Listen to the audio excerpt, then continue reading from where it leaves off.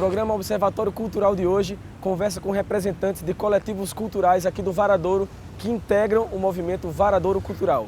Aqui ao meu lado, Regina Gonçalves, representante da Casa de Cultura Companhia da Terra, e Ryan Lins, representante do Coletivo Mundo.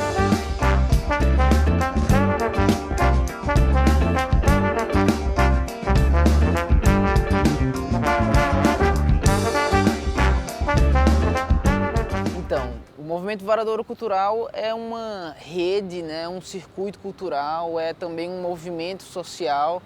Então, congrega esses vários coletivos, espaços, grupos, agentes independentes também, que têm uma atuação nesse recorte territorial que é o centro da cidade, né? Então, a gente estabelece formas de intercâmbio, de conexão, de trocas, de compartilhamento, tanto de tecnologias como de serviços, para a gente fazer projetos que a gente acha que vai desenvolver esse território de uma forma diferente, colocando a cultura na centralidade desse processo e envolvendo também as comunidades que estão no nosso entorno. E qual é a abrangência territorial dessa rede que você fala? Hoje a gente tem grupos e pessoas integradas desde da comunidade do Porto do Capim, passando aqui pelo Varadouro, o centro e no Roja também. Isso. E essa rede, ela integra esses coletivos apenas paraibanos ou tem também uma integração com outros coletivos e outras redes nacionais ou internacionais? Então, aí cada grupo também que faz parte tem suas conexões também com outros movimentos, né? Por exemplo, a gente do Coletivo Mundo tem uma conexão através da rede Fora do Eixo, e eu sei que os grupos de teatro também têm suas conexões, então isso tudo vai somando também para a gente estar trazendo novas experiências do que está acontecendo no resto do país, no resto do mundo. E a gente está também discutindo sobre isso, aplicando aqui, adaptando aos nossos contextos.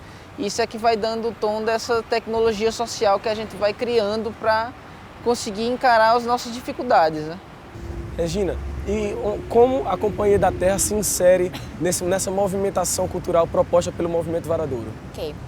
Então, a Fundação Casa de Cultura Companhia da Terra foi criada em 2011 e o primeiro processo em que ela esteve envolvida foi no sentido de abrigar grupos, coletivos de jovens artistas, né, que não tinham espaços para ensaiar, para se apresentar. Então, o objetivo inicial foi esse. Depois de algum tempo já atuando aqui na Praça Antenor Navarro, nós entramos em contato com a comunidade do Porto do Capim, né? E meio que, sem deixar de ser um espaço para os jovens artistas e os não tão jovens assim também, né? A Fundação incorporou ações culturais voltadas para a comunidade do Porto do Capim, através de um projeto que nós chamamos, um projeto que já tem 4 anos e meio, vai fazer 5, Subindo a Ladeira, né? Nós achávamos que um dos grandes problemas do Varadouro, né, e especialmente da Praça Antenor Navarro, que tem uma vida cultural muito pujante, muito rica, um dos problemas é que as comunidades do entorno não participavam dessa vida cultural como personagens da cena cultural, seja como produtores, seja como público ouvinte. No máximo, eles se situavam aqui na praça vendendo milho verde, cerveja, né? Ou então guardando carro. E a gente percebeu também que havia muitos adolescentes e muitas crianças, né, que ficavam sempre assim, aqui no Coletivo Mundo à espreita, olhando, mas nunca de fato participando ativamente.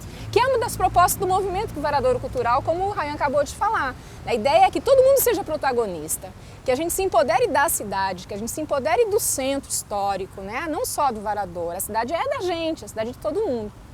Então, nós começamos a gente tem vínculos com a Universidade Federal da Paraíba, a gente montou projetos de extensão, o Subindo a Ladeira foi um desses projetos.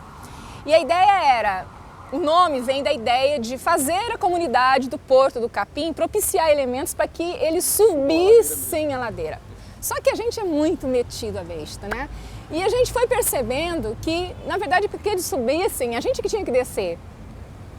E aí a gente fez esse movimento que foi muito bacana em 2011, 2012, 13, 14, 15, continuamos fazendo, que é de ir lá na comunidade, conhecer a comunidade, conhecer os artistas, conhecer as lideranças, conhecer as crianças, os idosos. E aí você descobre dentro de João Pessoa um mundo que ninguém vê. Porque os carros descem aqui a rua, chegam ali na linha do trem, dobram à esquerda e não ultrapassam a linha do trem, né? Não veem uma comunidade com quase 2.000 pessoas, que tem uma ligação imensa com o rio, uma comunidade tradicional, ribeirinha, no coração da cidade, né? Então, o Subindo a Ladeira começou a organizar a fundação através do Subindo a Ladeira, com a ajuda do movimento como um todo, organizar uma série de atividades culturais lá na comunidade do Porto do Capim, e depois a gente começou a trazê-los aos poucos, principalmente as crianças, para assistir às coisas que aconteciam no espaço da fundação.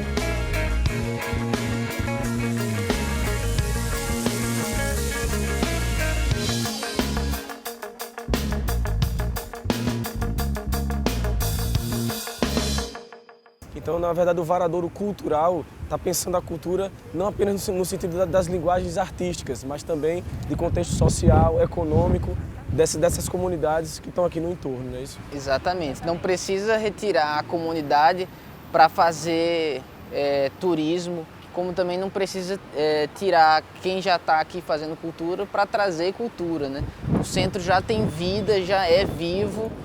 O que a gente precisa é de um olhar mais sensível e de políticas estruturantes, né? Desde habitação, como é o caso das comunidades, mas também de infraestrutura como um todo, educação, enfim.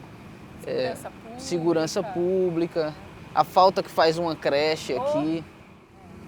E como surgiu a ideia de se criar essa rede entre as associações, artistas e grupos para que se formasse o Varadouro Cultural? Qual é a origem disso?